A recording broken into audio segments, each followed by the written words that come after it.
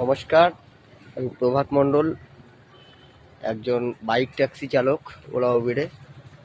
তো দিনের শুরুটা ভালো ছিল, দুদিন শরীরটা খারাপ ছিল।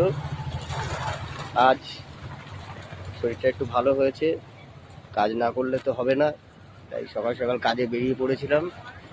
দুটো রাইড কমপ্লিট করেছিলাম, তারপরে কাকলগাছি গিয়ে একটা দাদাকে নিয়ে আসলাম রাজারহাট বিষ্ণুপুর। এখন এখানে এসে জাস্ট এই থমকে গেছি। দাদা আমার নাম্বারটা নিয়েছে, বলছে যে দাদা এখানে যা রাস্তা, এখানে যা পরিবেশ দেখছি, এখান থেকে কেউ কোনো রাইডার আসবে নাকি বুঝতে পারছি না, তো তোমার নাম্বারটা দাও, আমি নিয়ে রাখি তোমার নাম্বারটা। যদি ইনকেস আমার তোমাকে দরকার হয় ফোন করে নেবো, তুমি আমাকে এসে রিসিভ করে দেবে। তো দাঁড়িয়ে আছি, 10 মিনিট ওয়েট করতে বললো, বেশি ওয়েট করি এখানে। যদি আমি কোনো রাইড না পাই তো দাদাকে নিয়ে বেরিয়ে যাব আবার কাকুর কাছে।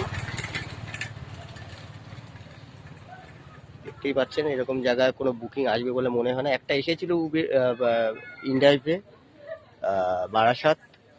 তো বারাসাত যাওয়াটা খুব রিস্কি, কারণ ওখানে অনেক রাইডাররা দাঁড়িয়ে থাকে, যারা গুমা হাবড়া থেকে আসে। তারা ধরা যায় না, তার আগে চোখে দেখার আগেই বেরিয়ে যায় রাইডগুলো।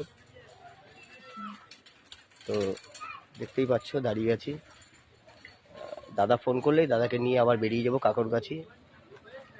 তো তোমরা সবাই ভালো থেকো, টাটা, আসছি পরের ভিডিওতে। ধন্যবাদ।